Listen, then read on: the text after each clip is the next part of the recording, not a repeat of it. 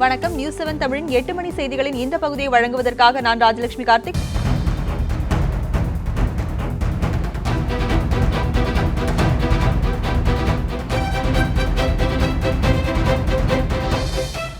அதிமுக மூத்த தலைவர் விசாலாட்சி நெடுஞ்செழியன் மறைவுக்கு முதலமைச்சர் ஜெயலலிதா மருத்துவமனையில் இருந்தபடியே முதன்முறையாக தொலைபேசியில் இரங்கல் தெரிவித்தார். திமுகவை தோற்றுவித்த முன்னணி தலைவர்களில் ஒருவரும் அதிமுகவின் முன்னணி தலைவருமான மறைந்த நாவலர் நெடுஞ்செழியனின் மனைவி விசாலாட்சி நெடுஞ்செழியன் அதிமுகவில் அமைப்பு செயலாளராக இருந்து வந்தார். வயது முதிர்வு மற்றும் உடல்நலக்குறைவால் கடந்த 15 நாட்களாக தனியார் மருத்துவமனையில் அவர் சிகிச்சை பெற்று வந்தார். இந்நிலையில் சிகிச்சை பலனின்றி இன்று பிற்பகலில் விசாலாட்சி நெடுஞ்செழியன் காலமானார். அவருக்கு வயது 93. இதனையடுத்து சென்னை ஆழ்வார்பேட்டையில் உள்ள இல்லத்தில் அவரது உடல் பொதுமக்களின் அஞ்சலிக்காக வைக்கப்பட்டுள்ளது. தமிழ்நாடு மகளிர் ஆணையத்தின் தலைவராக இருந்துள்ள விசாலாட்சி நெடுஞ்செழியன் அதிமுகவில் பல்வேறு பதவிகளை வகித்தவர் என்பது குறிப்பிடத்தக்கது. இந்நிலையில் விசாலாட்சி நெடுஞ்செழியன் மறைவுக்கு முதலமைச்சர் ஜெயலலிதா மருத்துவமனையில் இருந்தபடியே முதன்முறையாக தொலைபேசியில் பேசி விசாலாட்சி நெடுஞ்செழியன் மகன் மதிவாணனுக்கு ஆறுதல் கூறி இரங்கல் தெரிவித்தார். மேலும் அவர்களுக்கு 92 வயதாகிறது. அவர்கள் சிறிது காலமாக உடல்நலக்குறைவினால் வீட்டில் தங்கி ஓய்வு எடுத்து வந்த நிலையில் திடீரென்று இந்த மதியம் இயற்கை எழுதினார்கள்.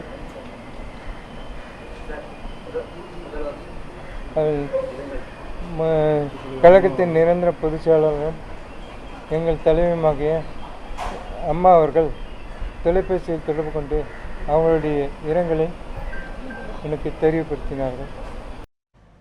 சில்லறை தட்டுப்பாடு வணிகத்தில் மந்த நிலையை ஏற்படுத்தியிருக்கும் நிலையில் சென்னை கோயம்பேடு வணிக வளாகத்தில் கடந்த 3 தினங்களில் விற்பனை பாதியாக குறைந்துள்ளது. அதனால் வியாபாரிகளும் கூலி தொழிலாளர்களும் தங்களது வாழ்வாதாரத்தை இழந்து தவித்து வருகின்றனர்.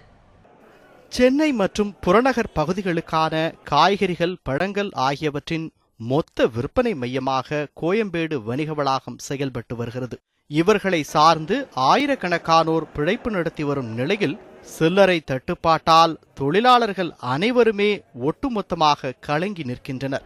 நடைபாதை சிறு வியாபாரிகளோ அன்றாட விற்பனையை இழந்து அடுத்த நாள் வியாபாரத்திற்கும் வழியின்றி தவிக்கின்றனர். வியாபாரமே சுத்தமாக இல்லை சார். 1000-500 செல்ல மாட்டேங்குது.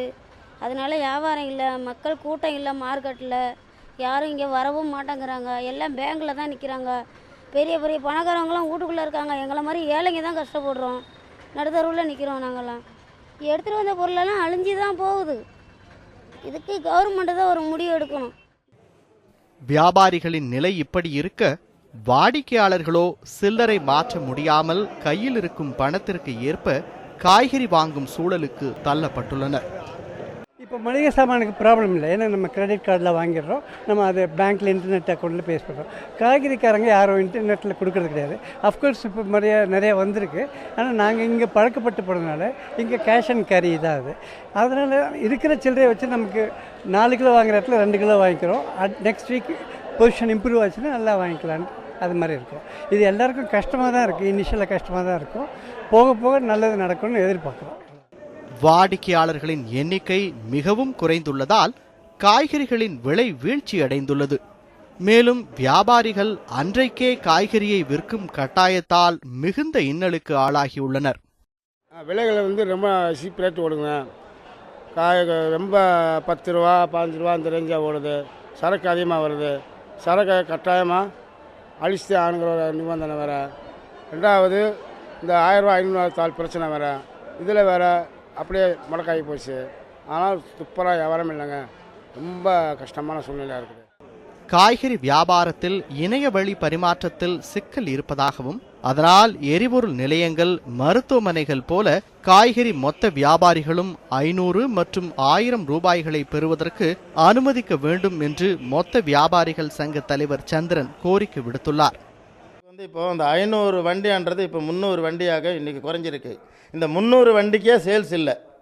இன்றைக்கி பார்த்தீங்களன்னா இந்த சராசரி நார்மல் விலையிலேயே இன்றைக்கி இன்னும் வந்து நாங்கள் 2 ரூபா 3 ரூபா கம்மியாக பண்ணி விற்றுட்ருக்கோம். சருக்கும் கம்மியாக கூட வியாபாரம் இல்லாத இது இப்படி இருக்குது. கோயம்பேடு வணிக வளாகத்தில் சில்லறை தட்டுப்பாட்டால் கூலி தொழிலாளிகள், நடைபாதை வியாபாரிகள், தள்ளுவண்டி விற்பனையாளர்கள் என அனைவரையுமே பெருமளவில் பாதித்துள்ளது.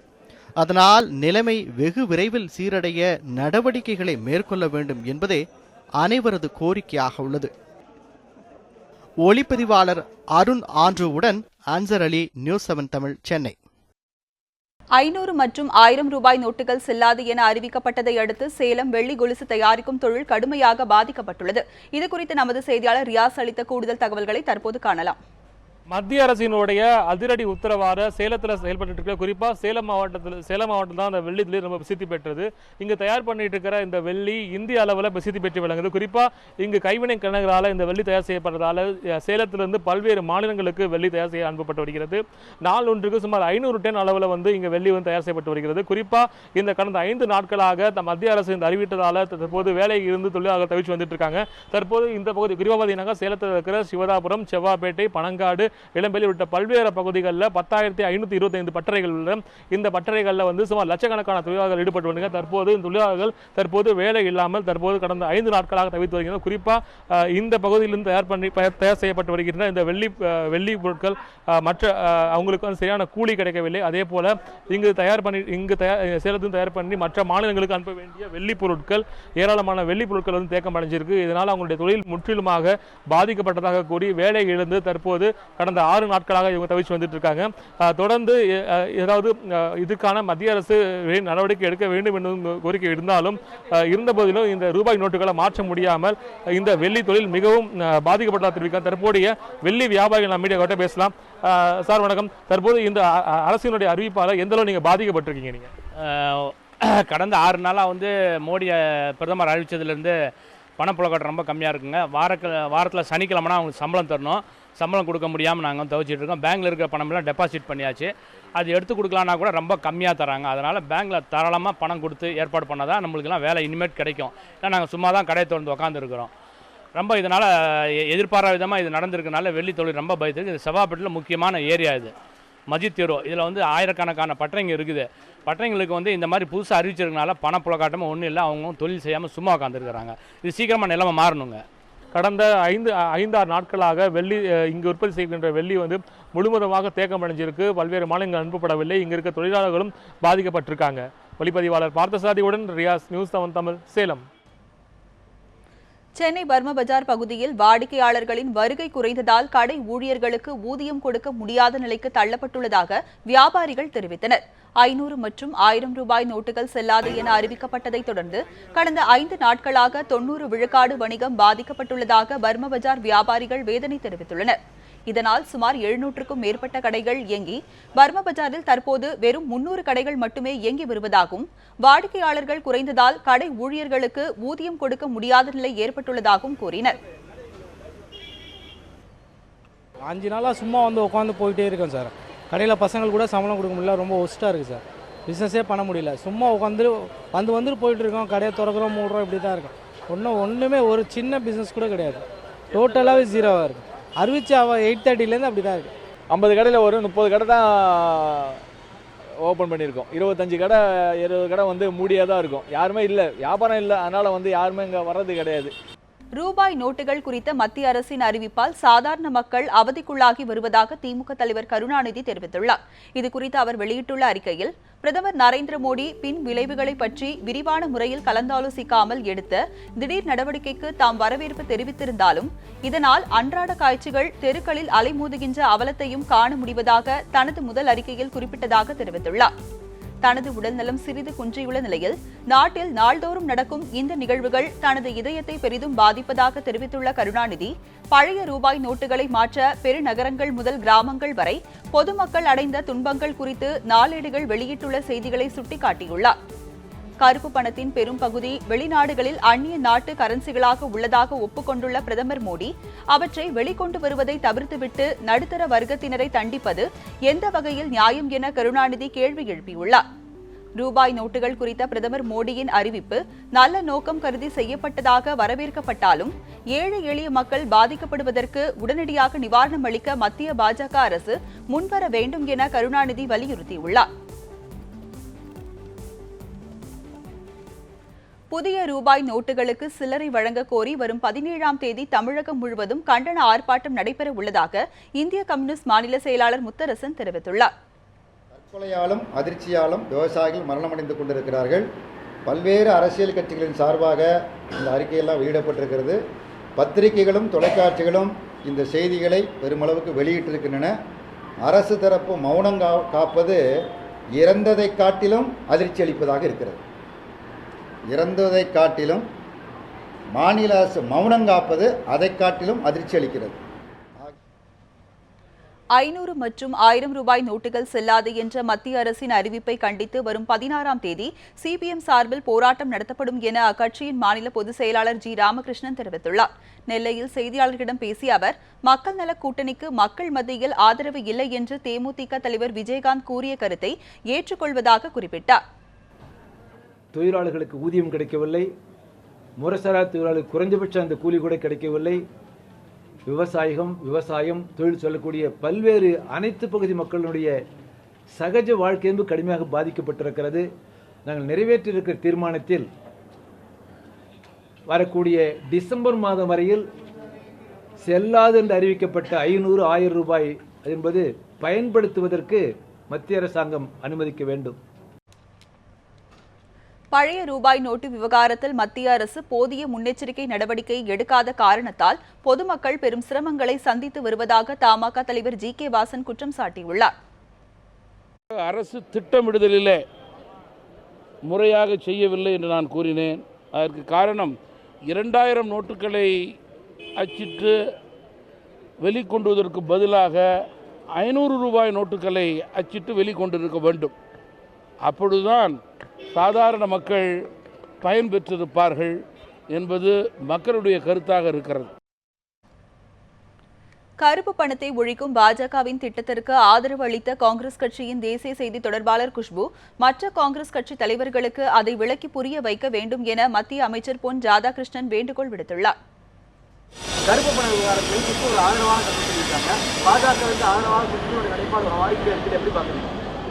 குஷ்பு அவர்கள் பாரதிய ஜனதா கட்சியுடைய நிலைப்பாட்டுக்கு மாறிக்கிட்டு இருக்கிறாங்களா, அல்லது காங்கிரஸ் தன்னுடைய நிலையிலிருந்து இன்னும் கீழே இறங்கி போயிட்டு இருக்குதா? குஷ்பு போன்றவர்கள் அந்த காங்கிரஸில் இருக்கக்கூடிய மற்ற தலைவர்களுக்கு இதெல்லாம் விளக்கம் சொன்னாங்கன்னா நல்லா இருக்கும். நான் இதுக்கு முன்னாடி இதே விஷயம் தான் சொல்லியிருக்கிறேன்.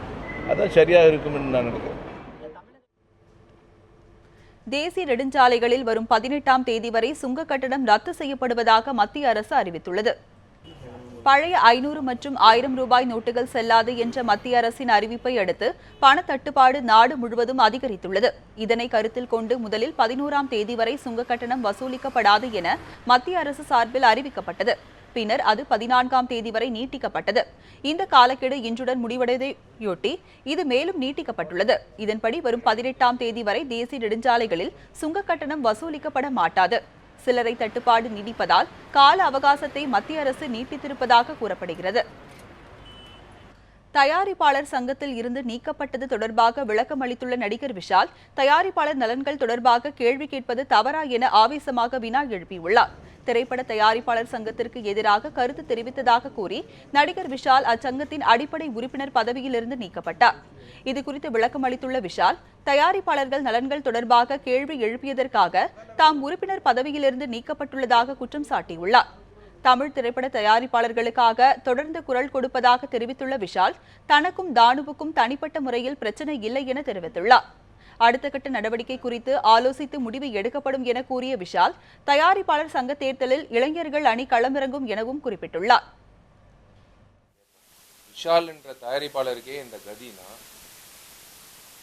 அப்ப யாருமே கேள்வி கேட்க கூடாதா? இல்ல சின்ன தயாரிப்பாளர்கள் இப்படியே இதே சூழ்நிலையில வாழ்ந்துகிட்டே இருக்கணுமா? தயாரிப்பாளர்கள் இதே சூழ்நிலை வாழ்ந்துட்டு இருக்கணுமா? கேள்வி கேட்க கூடாதா? வளர்ச்சிக்காக கேள்வி கேட்கவே கூடாதா? அதுதான் என்னோட கேள்வி. அதுதான்.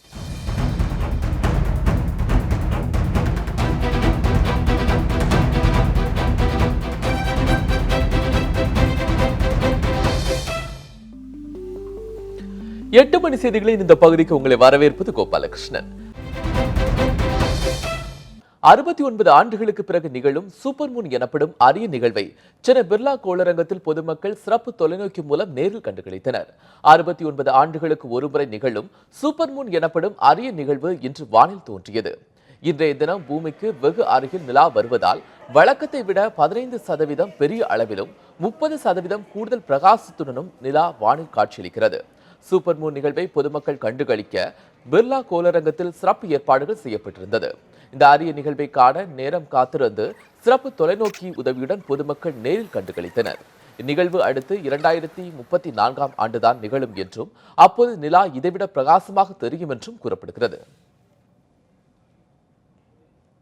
சூப்பர் மூன் இன்னைக்கு இருக்கிறதுனால யூஸ்வலாக நம்ம எல்லாரும் நிலா பார்க்குறோம், ஒரு டிஸ்டன்ஸ்லேருந்து தான் பார்க்குறோம். பட் ஒரு ஆப்பர்ச்சுனிட்டி கிடச்சிது இன்னைக்கு டெலஸ்கோப் மூலமாக கிட்டக்க பார்க்கறதுக்கு. ஸோ எல்லாருமே நல்லா என்ஜாய் பண்ணோம். நல்லா க்ளோசர் லுக் கிடச்சிது நிலாவோட. தேசிய மற்றும் தனியார் வங்கிகளுக்கு வழங்குவது போல் தமிழக கூட்டுறவு கடன் சங்கங்கள் மற்றும் வங்கிகளுக்கு புதிய ரூபாய் நோட்டுகள் வழங்க வலியுறுத்தி தமிழகத்தின் பல்வேறு இடங்களில் கூட்டுறவு வங்கி ஊழியர்கள் போராட்டத்தில் ஈடுபட்டனர். பழைய 500 மற்றும் 1000 ரூபாய் நோட்டுகள் செல்லாது என்று உத்தரவு பிறப்பித்துள்ள நிலையில் கன்னியாகுமரி மாவட்டத்தில் உள்ள கூட்டுறவு வங்கிகள் செயலற்றிருப்பதாக ஊழியர்கள் குற்றம் சாட்டியுள்ளனர். இதனிடையே தொடக்க கூட்டுறவு வங்கிகளில் பணிபுரியும் ஊழியர்கள் நாகர்கோவிலில் உள்ள மாவட்ட கூட்டுறவு வங்கியில் உள்ளிருப்பு போராட்டம் நடத்தினர். பழைய ரூபாய் நோட்டுகள் குறித்த மத்திய அரசின் அறிவிப்பால் பயிர்க்கடன் பெற முடியாமலும் தங்கள் கணக்கில் உள்ள பணத்தை எடுக்க முடியாமலும் மக்கள் அவதியுற்று வருகின்றனர். இதையடுத்து புதிய ரூபாய் நோட்டுகள் வழங்க நடவடிக்கை எடுக்க வலியுறுத்தி காஞ்சிபுரம் மற்றும் திருவள்ளூர் மாவட்டத்தில் உள்ள கூட்டுறவு கடன் வசதி சங்கங்கள் மற்றும் வங்கிகளை சேர்ந்த பணியாளர்கள் காஞ்சிபுரம் மத்திய கூட்டுறவு வங்கியை முற்றுகையிட்டு போராட்டத்தில் ஈடுபட்டனர். தமிழ்நாடு மாநில தொடக்க கூட்டுறவு வங்கி அனைத்து பணியாளர் சங்கத்தினர் கடலூர் மாவட்ட மத்திய கூட்டுறவு வங்கியை முற்றுகையிட்டு போராட்டம் நடத்தினர். பழைய நோட்டுகள் செல்லாது என்ற அறிவிப்பால் தொடக்க வேளாண்மை கூட்டுறவு சங்கங்களின் வரவு செலவு நிறுத்தி வைக்கப்பட்டுள்ளது என்றும் இதனால் கடலூர் மாவட்டத்தில் உள்ள 168 கடன் சங்கங்களின் பணிகள் பாதிக்கப்பட்டுள்ளதாகவும் கூட்டுறவு வங்கி ஒருங்கிணைப்பாளர்கள் தெரிவித்தனர். மாவட்டத்தில் 168 தொடக்க கூட்டுறவு கடன் சங்கங்கள் இருக்கின்றது. மக்கள் நெருக்கடியாக தேசியமயமாக்கப்பட்ட வங்கிகளில் வர வேண்டிய அவசியமே கிடையாது. கிராமப்புறங்களில் உள்ள தொடக்க கூட்டுறவு கடன் சங்கங்கள் இந்த பண பரிவர்த்தனை செய்ய நேரிட்டால் வைப்பு தொகைகளும் கடன் அதிகப்படியாக கொடுத்து வசூலிக்க முடியும். நீலகிரி மாவட்டத்தில் உள்ள கூட்டுறவு நலச்சங்க ஊழியர்களும் இன்று போராட்டத்தில் ஈடுபட்டனர்.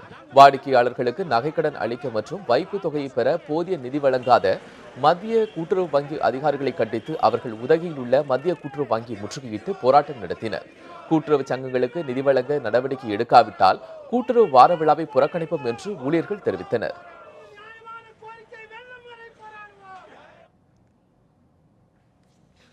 தொடக்க வேளாண்மை கூட்டுறவு வங்கி வாடிக்கையாளர்களுக்கு பழைய ரூபாய் நோட்டை மாற்றி புதிய ரூபாய் நோட்டு வழங்க உத்தரவிடக் கோரிய வழக்கின் தீர்ப்பை சென்னை உயர்நீதிமன்றம் நாளைக்கு ஒத்திவைத்துள்ளது. விழுப்புரம் மாவட்டம் செஞ்சியில் உள்ள தொடக்க வேளாண்மை கூட்டுறவு வங்கி வாடிக்கையாளர் ராமமூர்த்தி என்பவர் சென்னை உயர்நீதிமன்றத்தில் மனு ஒன்றை தாக்கல் செய்திருந்தார். அதன்படி தொடக்க வேளாண்மை கூட்டுறவு வங்கி வாடிக்கையாளர்களுக்கு பழைய 500 மற்றும் 1000 ரூபாய் நோட்டுகளை மாற்றுவதற்கு வசதியாக ரிசர்வ் வங்கி புதிய ரூபாய் நோட்டுகள் வழங்க வேண்டும் என்று மனுவில் கோரியிருந்தார். இந்த வழக்கை நீதிபதி கிருபாகரன் அவசர வழக்காக எடுத்து விசாரித்தார். செஞ்சியில் 19,000 பேர் தொடக்க வேளாண்மை கூட்டுறவு வங்கியில் கணக்கு வைத்துள்ளனர் என்றும் தொடக்க வேளாண்மை கூட்டுறவு வங்கிகளுக்கு புதிய ரூபாய் நோட்டுகள் அளிக்கப்படாததால் வாடிக்கையாளர்கள் பாதிக்கப்பட்டுள்ளதாகவும் மனுதாரர் தரப்பில் வாதிடப்பட்டது. இதுகுறித்து நாளை விரிவான உத்தரவு பிறப்பிக்க உள்ளதாக கூறிய நீதிபதி தீர்ப்பை ஒத்திவைத்து உத்தரவிட்டார். முதலமைச்சர் ஜெயலலிதா வெளியிட்டுள்ள அறிக்கை தமிழக மக்களை மகிழ்ச்சியில் ஆழ்த்தியுள்ளது என்று சமத்துவ மக்கள் கட்சியினுடைய தலைவர் சரத்குமார் தெரிவித்துள்ளார். மதுரை மாவட்டம் திருப்பரங்குன்றத்தில் அத்தொகுதியின் அதிமுக வேட்பாளர் AK போஸை ஆதரித்து சமத்துவ மக்கள் கட்சியின் தலைவர் சரத்குமார் பிரச்சாரம் செய்தார். அப்போது பேசிய அவர் தேர்தலின் போது முதலமைச்சர் ஜெயலலிதா அளித்த வாக்குறுதிகள் அனைத்தும் நிறைவேற்றப்பட்டு வருவதாகவும் முல்லை பெரியாறு காவிரி இலங்கை தமிழர் உள்ளிட்ட பிரச்சினைகளில் தமிழர்களின் உரிமைகளை மீட்டெடுத்த பெருமை முதலமைச்சர் ஜெயலலிதாவையே சாரும் என்றும் சரத்குமார் குறிப்பிட்டார். முதலமைச்சர் புரட்சித் தலைவி அம்மா அவர்கள் விரைவில் குணமடைந்து வீட்டிற்கு வருவார், கோட்டைக்கு செல்வார், தமிழகத்தை ஒரு முதன்மை மாநிலமாக உருவாக்குவார் என்று சொன்னது மாலையிலே இன்ப அதிர்ச்சியாக இன்பமாக மகிழ்ச்சிகரமான செய்தியாக முதலமைச்சர் புரட்சித் தலைவி அவர்கள் அறிக்கை உண்மையிலே அனைவரையும் மகிழ்ச்சியில் ஆழ்த்தியது என்று சொன்னால் அது சேலம் மாவட்டத்தில் நாளை முதல் உப்பு கிலோவுக்கு 100 ரூபாய்க்கு விற்பனை செய்யப்படும் என்று வதந்தி பரவியதை அடுத்து பொதுமக்கள் உப்பை மூட்டை மூட்டையாக வாங்கி சென்றனர்.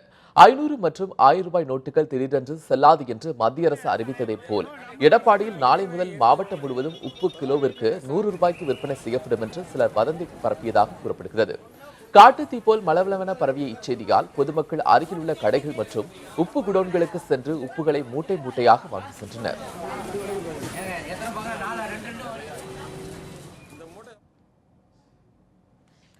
கன்னியாகுமரி அருகே கடல் சீற்றம் காரணமாக துண்டிக்கப்பட்ட தேங்காய்பட்டம் அரையாந்தோப்பு கடற்கரை சாலையை உடனே சீரமைக்க கோரி போராட்டம் நடத்தப் போவதாக மீனவர்கள் அறிவித்துள்ளனர்.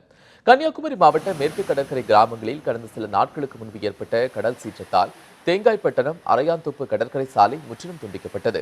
இதனால் அரையாந்தோப்பு, ராமந்துறை உள்ளிட்ட சுமார் 5 கடற்கரை கிராம மக்கள் பலர் பாதிப்புக்குள்ளாகினர். பள்ளி, கல்லூரி செல்லும் மாணவ மாணவிகள் சுற்றி செல்லும் அவலம் ஏற்பட்டுள்ளது. எனவே இந்த சாலையை உடனே சீரமைக்க கோரி அடுத்த மாதம் 10ஆம் தேதி அந்த பகுதியில் மீனவர் ஒன்று சேர்ந்து சாகும் வரை உண்ணாவிரத போராட்டம் இருக்கப் போவதாக மீனவ பிரதிநிதிகள் தெரிவித்துள்ளனர். இன்னும் சரியாக ஒரு மாத காலத்திற்குள் இந்த சாலை முழுமையாக சீரமைக்கப்பட்டு இங்கே தூண்டில் விளைவும் அமைக்கப்பட்டு சீரமைக்கப்பட வேண்டும். அப்படி இல்லை என்று சொன்னால் வருகின்ற டிசம்பர் 10ஆம் தேதி அன்று பல்வேறு மீனவ அமைப்புகள் சட்டமன்ற உறுப்பினர்களை ஒருங்கிணைத்து இந்த பகுதியில், இதே கடற்கரை பகுதியில் வைத்து சாகும் வரை உண்ணாவிரத போராட்டத்தை அரசாங்கத்திற்கு எதிராக அரசு அதிகாரிகளை வலியுறுத்தி நடத்துவோம் என்பதை தெரியப்படுத்திக் கொள்கிறோம். புதிய ரூபாய் நோட்டுகளுக்கான தட்டுப்பாடு விரைவில் முடிவிற்கு வரும் என்றும் தான் நம்புவதாக ரிசர்வ் வங்கியின் முன்னாள் ஆளுநர் ரங்கராஜன் தெரிவித்துள்ளார். சென்னை நியூஸ் 7 தமிழ் செய்தியாளர் சஞ்சீவிக்கு அவர் அளித்த சிறப்பு பேட்டி தற்போது பார்க்கலாம். சார், இப்போது நிலைமை பொறுத்த வரைக்கும் பார்த்தோம் அப்படின்னா மத்திய அரசு சரியான ஏற்பாடுகளை பண்ணல, அதிகபட்சமான வங்கிகளுக்கு பணம் வரதில்லைன்னு சொல்லிட்டு ஒரு குற்றச்சாட்டு வைக்கப்படுது.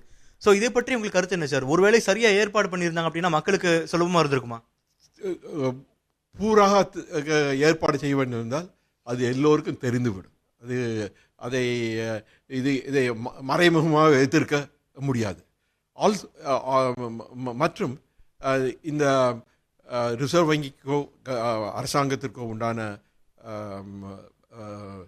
பிரஸ்கள், நோட் அடிக்கும் பிரஸ்கள், அதற்கும் ஒரு கெப்பாசிட்டி இருக்கிறது. அதற்கு மேல் செய்யவும் முடியாது. சாதாரண உபயோகத்திற்காக நோட்டுகளை பிரிண்ட் பண்ணுவதற்குத்தான் அதில் சக்தி இருக்கிறது. அந்த கெப்பாசிட்டிக்கு மேல் பண்ணுவதும் கஷ்டம். அதனால் கொஞ்சம் விளைவு இருக்கத்தான் செய்யும். அதை குறைக்க வேண்டியது ரிசர்வ் வங்கியும் மற்ற வங்கிகளும் செய்ய வேண்டும். என்னை பொறுத்தவரையில் கூடிய விரைவில் அது நடக்கும் என்று தோன்றுகின்றது. சார், இந்த வார இறுதியில் ரிசர்வ் வங்கியோட ஊழியர்கள் ஸ்ட்ரைக் பண்ணலான்னு இருக்காங்க. குறிப்பா மானிட்டரி விஷயங்களை மத்திய அரசு தலையிடக்கூடாது, சம்மந்தம் இல்லாம அப்படின்னு சொல்லிட்டு ரிசர்வ் பேங்குடைய ஊழியர்கள் ஒரு போராட்டம் நடத்தலான்னு இருக்காங்க. இதை பற்றி உங்களுக்கு கருத்து என்ன சார்? எதை பற்றி அவர்கள் ஸ்ட்ரைக் பண்ண போகிறார்கள் எனக்கு தெரியாது. ஆனால் இந்த ஒரு நெருக்கடியான நிலைமையில் இருப்பதால் அவர்கள் இதை ஒருவேளை மாற்றிக்கொள்ளலாம். அது ரிசர்வ் வங்கியின் மானிட்டரி பாலிசி இப்பொழுது ஒரு புதிய முறையில் நடக்கிறது. அந்த முறை என்னை பொறுத்தவரையில் சரியானது. அதாவது பணவீக்கத்தை குறைப்பது தான் ரிசர்வ் வங்கியின் முக்கியமான நோக்கம் என்பதில் என்னை பொறுத்தவரையில் சந்தேகம் இல்லை. அதுதான் அதோட முக்கியமான நோக்கம். சார், இப்போ இதனால எத்தனை % கருப்பு பணம் வெளியே வரும்னு நினைக்கிறீங்க சார்? அதாவது மானிட்டரி ஏதாவது அளவு கூற முடியுமா உங்களால்?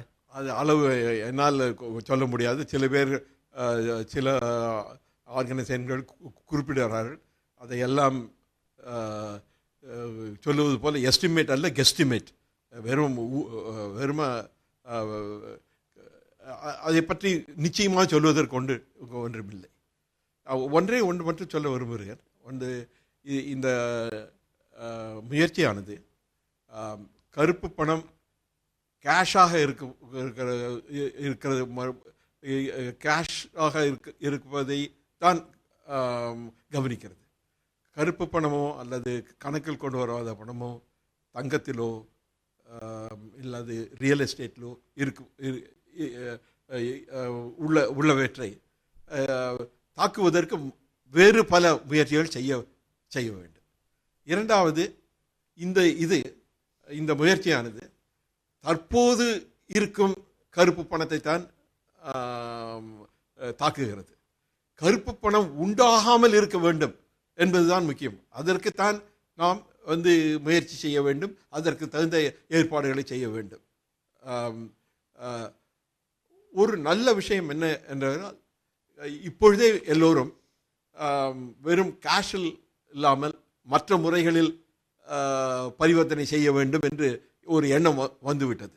நாம் கேஷ் இல்லாத பணப்பழக்கம், அதாவது கரன்சி நோட் இல்லாமல் மற்ற வகைகளில் ஒருத்தருக்கு ஒருத்தர் டிரான்சாக்ஷன் செட்டில் பண்ண முடியும் என்றால் அது நல்லது. அது ஒரு நல்ல விளைவு. இதனால் வரும் ஒரு நல்ல விளைவு. சார், மத்திய அரசு இப்போ அந்த மாதிரி ஒரு பாலிசி நோக்கி தான் போயிட்டு இருக்குன்னு சொல்லலாம். கேஷ் டிரான்சாக்ஷன் கம்மி பண்ணிட்டு நீங்கள் சொன்ன மாதிரி மற்ற விஷயங்கள். பட் இதனால் சாதாரண மக்களுக்கு எந்த அளவு பயன் இருக்குன்னு நினைக்கிறீங்க சார்? பிகாஸ் மோர் தென் 70% மக்கள் வந்து சாதாரண சில்லறை வியாபாரம் பண்ணுறது. வந்து இந்த ஜன்தான் முறை வந்ததுக்கு பிறகு இப்பொழுது வங்கி கணக்கு வைத்திருப்பவர்களுக்கு தொகை மிகவும் அதிகமாகிவிட்டது. இந்த எம்ப்ளாய்மெண்ட் கேரண்டி ஸ்கீம் போன்ற மற்ற ஸ்கீம்கள் கொண்டு வந்ததினால் எல்லோருக்கும் வங்கி கணக்கு இருக்க வேண்டும் என்ற ஒரு முறை ஏற்பட்டு விட்டது. அதனால் இப்பொழுது எல்லா அந்த எம்ப்ளாய்மெண்ட் கேரண்டி ஸ்கீமில் கொடுக்க வேண்டிய வேஜஸ் எல்லாம் அதில் தான் முதலில் போய் சேர்கிறது. இனிமேல் அந்த அக்கவுண்ட்கள் எல்லாம் புழக்கத்தில் வரும் என்று எனக்கு தோன்றும். பிரதமர் மோடிக்கு பாராட்டு தெரிவிக்கும் ரஜினிகாந்த் கபாலி திரைப்பட வருமானம் குறித்து கணக்கு காட்ட முடியுமா என்று திரைப்பட இயக்குனர் அமீர் கேள்வி எழுப்பியுள்ளார். சென்னை தேனாம்பேட்டையில் விடுதலை சிறுத்தைகள் கட்சியின் சார்பில் பொது சிவில் சட்ட எதிர்ப்பு மாநாடு நடைபெற்று வருகிறது. இதில் பங்கேற்று பேசிய இயக்குனர் அமீர், இதுவரை எந்த விஷயத்திலும் குரல் கொடுக்காத ரஜினிகாந்த் தற்போது 500 மற்றும் 1000 ரூபாய் நோட்டுகள் செல்லாது என்ற பிரதமர் நரேந்திர மோடியின் அறிவிப்பிற்கு வாய் திறக்க வேண்டிய அவசியம் என்ன என்று கேள்வி எழுப்பினார். மேலும் கபாலி திரைப்பட டிக்கெட் என்ன விலைக்கு விற்பனை செய்யப்பட்டது என்று தெரியுமா என்றும் அப்படத்தின் வருமானம் குறித்த கணக்குகளை காட்ட முடியுமா என்றும் ரஜினிகாந்திற்கு இயக்குனர் அமீர் கேள்வி எழுப்பியுள்ளார். இந்த நாட்டில் எத்தனை அக்கிரமங்கள் நடந்திருக்கும் போது எதற்குமே வாய் திறக்காத ரஜினிகாந்த் இதுக்கு மட்டும் வாய் திறக்க வேண்டிய அவசியம் என்ன இருக்கிறதுனா அது நீண்டகால கள்ள நட்பு. நீண்டகால கள்ள நட்பு. புதிய இந்தியா பிறந்துருச்சுன்னு சொல்றாரு. புதிய இந்தியா பிறந்துருச்சுன்னு சொன்ன ரஜினி அவர்களே, உங்க பழைய இந்தியாவில் கபாலின்னு ஒரு படம் ரிலீஸ் ஆச்சு, அதுக்கு டிக்கெட் என்ன ரேட்டுன்னு உங்களுக்கு தெரியுமா? அரசு நிர்ணயிச்ச விலையில டிக்கெட் வித்தீங்களா நீங்க? உங்க சம்பளம் என்ன, மொத்த அந்த படத்தின் வியாபாரம் என்ன, அத்தனையும் கணக்கில் வந்திருக்குன்னு யாரால காட்ட முடியுமா? அப்ப கருப்பு பணத்தோட அளவு என்னங்க? எதை வச்சு முடிவு பண்றீங்க? 150 ரூபாய் டிக்கெட்டை 2000 ரூபாய்க்கு வித்து சம்பாதிக்கக்கூடிய ரஜினி கருப்பு பணத்துக்கு வந்து அவர் ஒழிக்கிறார்னு உடனே ஆதரவு கொடுக்கிறாருன்னு சொன்னா இதெல்லாம் என்ன அநியாயம்? தேர்தல் மற்றும் கூட்டணி அரசியலை கடந்து மதசார்பற்ற சக்திகள் இணைந்து பொது சிவில் சட்டத்தை எதிர்க்க வேண்டும் என்று விடுதலை சிறுத்தைகள் கட்சியினுடைய தலைவர் தொல் திருமாவளவன் வலியுறுத்தியுள்ளார். சென்னை தேனாம்பேட்டையில் விடுதலை சிறுத்தைகள் கட்சியின் சார்பில் நடைபெறும் பொது சிவில் சட்ட எதிர்ப்பு மாநாட்டை அக்கட்சியின் தலைவர் திருமாவளவன் தொடங்கி வைத்தார். பின்னர் செய்தியாளர்களிடம் பேசிய அவர் பொது சிவில் சட்டத்தை எதிர்த்து விடுதலை சிறுத்தைகள் கட்சி போராட்டத்தை முன்னெடுத்து செல்வதாகவும் இது தொடர்பாக திமுக, காங்கிரஸ் உள்ளிட்ட கட்சிகளுக்கு அழைப்பு விடுக்கப்பட்டுள்ளதாகவும் தெரிவித்தார். பொது சிவில் சட்டத்தை பொறுத்தவரையில் அரசியல் ஆதாயம் கருதி இப்படி ஒரு சதி வேலையில் ஈடுபட்டு கொண்டிருக்கிறார்கள் என்றுதான் கருத வேண்டியிருக்கிறது. ஏனென்றால் ஒவ்வொரு மதம் சார்ந்த சமூகத்திற்கும் தனி சட்டங்கள் இருக்கிற போது குறிப்பிட்ட ஒரு சில சிறுபான்மை சமூகத்திற்கு எதிராக இங்கே ஒரு கருத்துருவாக்கத்தை செய்வது கண்டிக்கத்தக்கது, ஜனநாயகத்திற்கு எதிரானது. இத்துடன் 8 மணி செய்தி தொகுப்பு நிறைவடைந்தது. மேலும் பல செய்திகளுக்கு தொடர்ந்து இணைந்திருங்கள் நியூஸ் 7 தமிழோடு.